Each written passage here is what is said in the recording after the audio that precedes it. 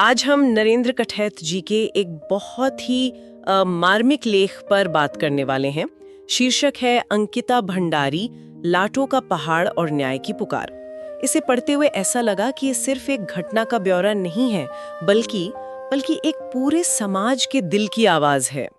और इस पूरी कहानी के केंद्र में एक शब्द है जो बार बार लौट कर आता है, लाटा। हाँ, लाटा मतलब भोला, सीधा सादा, या शायद जिसे आसानी से बेवकूफ बनाया जा सके।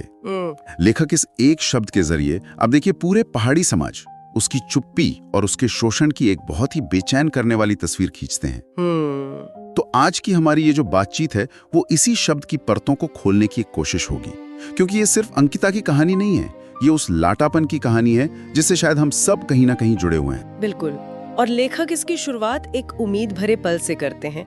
वो पंजाब सरकार के एक विज्ञापन का जिक्र करते हैं जिसमें एक नौजवान की नौकरी लगती है। हाँ। और पूरे घर में जैसे जश्न का माहौल बन जाता है। हाँ। वो सोचते हैं कि अंकिता के घर में भी तो ऐसा ही कुछ हुआ होगा। हाँ। एक गरीब परिवार की बेटी को पहली नौकरी मिली थी, कितनी उम्मीदें जगी होंगी। और यही उम्मीद इस कहानी को और भी ज्यादा मतलब दुखद बना देती है। हाँ। क्योंकि वो उम्मीदें उस चमक दमक वाली दुनिया में पहुंचकर टूट गईं, जिसके बारे में उस परिवार को कुछ पता ही नहीं था। हाँ। लेखक हमें वहां ही ले जाते हैं, उस गांव, उस घर जहां से ये सारी उम्मीदें शुरू हुई थी और जहां आज सिर्फ खामोशी है। चलिए तो फिर लेखक के साथ चलते हैं पौड़ी श्रीनगर राजमार्ग पर ढोब श्रीकोट गांव। वो उस उबड़ खाबड़ पथरीले रास्ते का जिक्र करते हैं जो अंकिता के घर की तरफ जाता है। कहते हैं कि वहां मीडिया और लोगों की भीड़ है और उसी भीड़ के बीच से उन्हें एक स्थानीय महिला की आवाज सुनाई देती है जो गढ़वाली में कुछ कहती है। वो आवाज मानो उस पूरे पहाड़ का गुस्सा है जो फूट पड़ा है। हाँ, वो कहती हैं, जबारी औण छौ उबारी कोई नहीं आई, अब औणा छिन पछतो देणु। इसका सीधा सा मतलब तो यही लगता है कि जब बचाने का वक्त था तब कोई नहीं आया और अब सब पछतावा दिखाने आ गए हैं। बिल्कुल। देखिए, ये सिर्फ एक शिकायत नहीं है, ये एक तंज है उस समाज पर, उस सिस्टम पर जो हमेशा त्रासदी होने के बाद जागता है। अच्छा। वो महिला एक तरह से कह रही है कि ये भीड़, ये कैमरे, ये हमदर्दी, ये सब अब किस काम का? जब उस लड़की को मदद की जरूरत थी तब ये सब कहाँ थे? ये उस मदद पर सवाल है जो हमेशा देर से पहुंचती है। और दिलचस्प बात यह है कि लेखक इस सवाल से बचते नहीं हैं, वो उस महिला को जवाब देते हैं और उनके जवाब में ही मेरे ख्याल से इस लेख का सार छपा है। वो कहते हैं, भूली तेरू ब्रिन भी साई छो, यानी बहन तुम सही कह रही हो। हाँ, और फिर वो जोड़ते हैं, पर हम लाटोन एंड बार धोखा खाई के भी कभी सबक नहीं ले। और यहीं पर ये लेख व्यक्तिगत से सामाजिक हो जाता है। ध्यान दीजिए, लेखक ने ये नहीं कहा कि तुम लोग लाटे हो या ये समाज लाटा है। उन्होंने कहा हम लाटों ने। हाँ, हम लाटों ने। वो खुद को उस भीड़ का, उस समाज का हिस्सा मान रहे हैं। ये एक स्वीकारोक्ति है, एक क्या कहते हैं, आत्मालोचना है, जो बहुत हिम्मत का काम है। वो कह रहे हैं कि गलती सिर्फ सिस्टम की नहीं, हमारी भी है कि हम बार बार धोखा खाते हैं और फिर भी जागते नहीं। तो मतलब ये लाटापन सिर्फ भोलापन नहीं है, ये एक तरह की सामाजिक निष्क्रियता भी है, एक आदत है शोषण सहने की। सही पकड़ा आपने। ये वो भोलापन है जो खतरनाक हद तक सीधा है, जिसे अपनी ताकत का अंदाजा ही नहीं है। और लेखक इसी लाटापन की जड़ तक पहुंचना चाहते हैं, और इसकी पहली झलक उन्हें अंकिता के घर में मिलती है। अच्छा, तो घर के वर्णन पर आते हैं। लेखक बहुत बारीकी से घर का नक्शा खींचते हैं। नीचे गौशाला, ऊपर रहने के कमरे, पत्थर की सीढ़ियां, दीवारों पर गोबर मिट्टी का लीप। मतलब शहर के इतने पास होकर भी एक ठेठ पहाड़ी घर, कोई बनावट नहीं, कोई दिखावा नहीं। और ये वर्णन बहुत जरूरी है। ये उस लड़की की परवरिश और उसकी पृष्ठभूमि की नींव रखता है। ये बताता है कि वो किस माहौल से आई थी, सादगी, प्रकृति से जुड़ाव और शायद थोड़ी गरीबी भी। ये उस रिजॉर्ट की बनावटी दुनिया के बिल्कुल विपरीत एक तस्वीर है जहां वो काम करने गई थी। और फिर लेखक की नजर एक बहुत ही साधारण सी चीज पर अटक जाती है, पत्थर की वो सीढ़ियां जिन पर बहुत ज्यादा काई जमी हुई है। वो कहते कि उन्होंने इतनी काई पहले कभी नहीं देखी। हाँ। और यहीं से ये लेख एक साधारण रिपोर्ट से उठकर साहित्य बन जाता है। बिल्कुल, ये काई इस लेख का सबसे शक्तिशाली प्रतीक है। कोई और होता तो शायद इसे सिर्फ गंदगी या लापरवाही का निशान समझता। सही बात है। पर लेखक इसमें गहरा अर्थ ढूंढते हैं। वो सोचते हैं कि क्या अंकिता कभी इस पर फिसली होगी, तो ये जो काय है ये सिर्फ गरीबी या लापरवाही का प्रतीक नहीं है।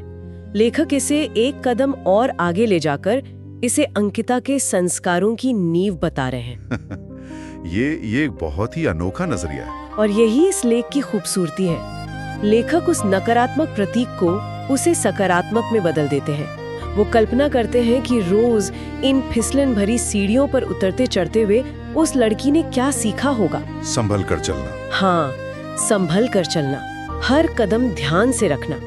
उनके लिए वो काई एक शिक्षक बन जाती है जो अंकिता को संभल कर चलने की सलाह देती है।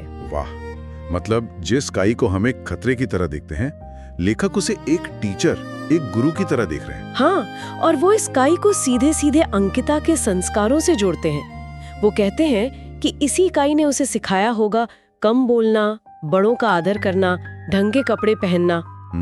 ये सारे संस्कार वो अपने बैग में लेकर उस रिजॉर्ट गई थी। लेखक का तर्क है कि जिस लड़की को इन काई जमी सीढ़ियों ने संभल कर चलना सिखाया, वो लड़की उच्छृंखल या अनुशासनहीन कैसे हो सकती थी। ये उसके चरित्र का एक बहुत ही काव्यात्मक बचाव है। बिल्कुल। ये एक शक्तिशाली प्रतीक तो है, लेकिन ये मुझे ये भी सोचने पर मजबूर करता है कि क्या हम अक्सर गरीबी को इसी तरह रोमांटिसाइज नहीं कर देते। लेखक ने इसे संस्कारों से जोड़ा, जो खूबसूरत है, पर असलियत में तो वो काई एक अजुविधा थी, एक मजबूरी थी। आपका सवाल बहुत वाजिब है और शायद लेखक भी इस बात को समझते हैं। वो उस काई का महिमा मंडन नहीं कर रहे, बल्कि वो ये दिखाने की कोशिश कर रहे हैं कि कैसे मुश्किल हालात भी इंसान को कुछ सिखा सकते हैं। अच्छा, लेकिन उनका असली निशाना वो लोग हैं जो शायद बाद में उस लड़की के चरित्र पर उंगली उठाते। लेखक उस काई को एक ढाल की तरह इस्तेमाल कर रहे हैं, ये कहने के लिए कि उसकी परवरिश में कोई खोट नहीं था। खोट उस दुनिया में था जिसमें वो कदम रख रही थी। ये बात सही है।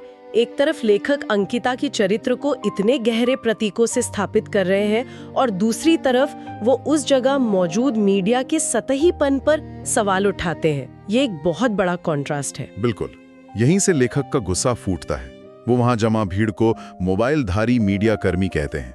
ये शब्द ही अपने आप में बहुत कुछ कहता है। वो पत्रकार नहीं, सिर्फ मोबाइल पकड़े हुए लोग हैं। हाँ, और वो उस बेबस पिता से बार बार वही रटे रटाए प्रश्न पूछ रहे हैं। ये पढ़कर बहुत असहज महसूस होता है।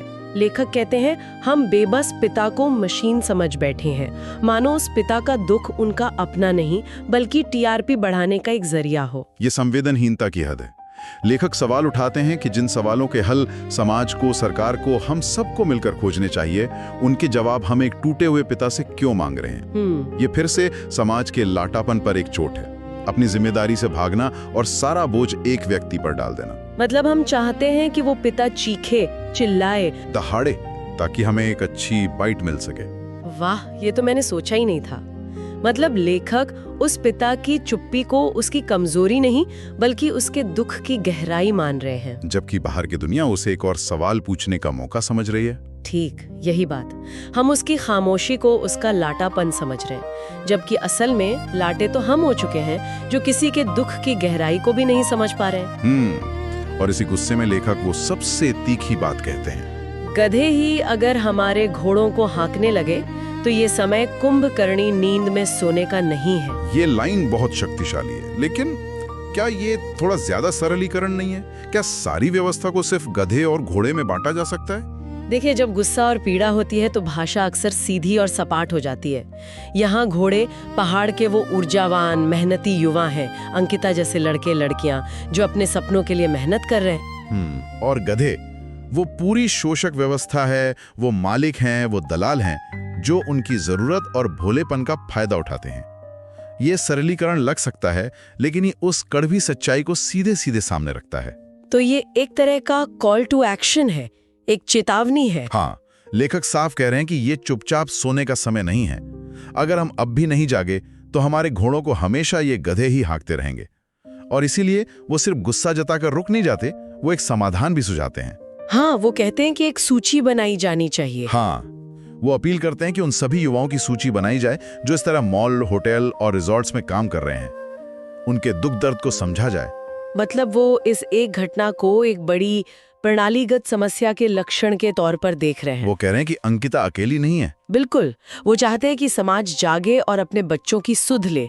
ये सिर्फ एक परिवार का दुख नहीं, ये पूरे पहाड़ का, पूरे समाज का दुख होना चाहिए। लेकिन क्या ऐसा होता है? यहीं से लेख अपने सबसे उदास हिस्से में प्रवेश करता है। व्यवस्था के प्रति ये जो गुस्सा है, ये लेख के अंत तक पहुंचते पहुंचते एक गहरी खामोश उदासी में बदल जाता है। लेखक बताते हैं कि शाम ढल रही है, राजमार्ग पर गाड़ियां फिर से रफ्तार पकड़ चुकी हैं, मानो कुछ हुआ ही नहीं। जिंदगी अपनी गति से आगे बढ़ रही है। हाँ, वो आसमान की तरफ देखकर लिखते हैं, बिटिया के हिस्से की धूप आज भी नहीं उतरी है। ये लाइन दिल चीर देती है। आंगन में धूप तो है, लेकिन वो उस घर के लिए नहीं है, उस परिवार के लिए नहीं है। मानो प्रकृति ने भी उस घर से अपना नाता तोड़ लिया हो, जब तक उसे न्याय नहीं मिल जाता। और इसी माहौल में श्रद्धांजलि कैसे लिखी जा सकती है? नहीं लिखी जा सकती। लेखक कहते हैं कि वो नहीं लिख सकते क्योंकि घर के अंदर अंकिता की बूढ़ी दादी की पथराई आंखें अब भी दरवाजे को, आसमान को ताक रही हैं, शायद उसके लौटने की उम्मीद में। जब तक परिवार में उम्मीद की एक किरण भी बाकी है, कोई श्रद्धांजलि कैसे लिख सकता है? बिल्कुल। तो फिर लेख खत्म कैसे होता है? अगर गुस्सा है, उदासी है, पर श्रद्धांजलि नहीं है, तो अंत क्या है? अंत एक प्रार्थना है, और वो प्रार्थना इस लेख की सबसे शक्तिशाली और शायद सबसे निराशाजनक पंक्ति है। पूरे लेख में समाज को जगाने की कोशिश करने के बाद, व्यवस्था पर सवाल उठाने के बाद, लेखक एक तरह से हार मान लेते हैं। वो इंसानी न्याय व्यवस्था से उम्मीद छोड़ देते हैं। हाँ, और सीधे ईश्वर से गुहार लगाते हैं। हे ईश्वर, हम तो लाटे हैं, आप ही न्याय करें। हाँ, ये एक नागरिक की हार है। ये उस विश्वास का टूटना है जो हम अपनी चुनी हुई सरकारों पर, अपनी बनाई हुई न्याय प्रणाली पर करते हैं। जब एक लेखक को ये कहना पड़ जाए कि हम कुछ नहीं कर सकते, आप ही कुछ कीजिए, तो ये उस समाज की संस्थाओं पर एक बहुत बड़ा प्रश्न चिन्ह है। ये सिर्फ एक प्रार्थना नहीं, ये सिस्टम के फेल हो जाने का ऐलान है। बिल्कुल। तो अगर हम इस पूरी चर्चा को समेटें, तो ये लेख सिर्फ एक घटना की कहानी नहीं है, ये हमारे समाज के लाटापन का एक एक्सरे है, एक आईना है जिसमें हमें अपनी ही चुप्पी, अपनी ही निष्क्रियता दिखाई देती है। बिल्कुल। और जो बात इसे खास बनाती है, वो है लेखक का खुद को उस समाज से अलग ना करना। वो एक बाहरी आलोचक की तरह नहीं, बल्कि एक अंदरूनी व्यक्ति की तरह बात करते हैं जो खुद भी उस लाटापन का शिकार है। हम लाटे हैं, ये कहना बहुत हिम्मत की बात है। ये एक ही साथ आरोप भी है और स्वीकारोक्ति भी। और ये कहानी सिर्फ उत्तराखंड के पहाड़ों की नहीं लगती। लाटापन तो एक मानसिक अवस्था है। ये किसी भी समाज में हो सकता है जो अन्याय को देखकर चुप रहना सीख लेता है, जो बार बार धोखा खाने को अपनी नियति मान लेता है। सही कहा। पहाड़ यहाँ एक प्रतीक है, लेकिन कहानी हर जगह की है। ये लेख हमें सोचने पर मजबूर करता है कि क्या हम भी अपने आसपास हो रहे अन्यायों के प्रति लाटे तो नहीं हो गए हैं? क्या हमने भी मुश्किल सवालों के जवाब ढूंढना बंद करके सब कुछ भगवान भरोसे तो नहीं छोड़ दिया है? वाकई ये लेख उन सवालों को फिर से जिंदा कर देता है जिन्हें हम अक्सर अपनी सुविधा के लिए दफन कर देते हैं। और शायद यही इस पूरी बातचीत का मकसद है। हाँ, और ये लेख अपने पीछे एक बहुत जरूरी सवाल छोड़ जाता है। जब कोई समाज इतना असहाय और टूटा हुआ महसूस करने लगे कि न्याय के लिए उसकी आखिरी उम्मीद सिर्फ ईश्वर से की गई एक प्रार्थना रह जाए, तो यह उस समाज की सत्ता, मीडिया और न्याय प्रणाली की संरचनाओं के बारे में क्या कहता है, जिनका असल काम उसकी रक्षा करना था।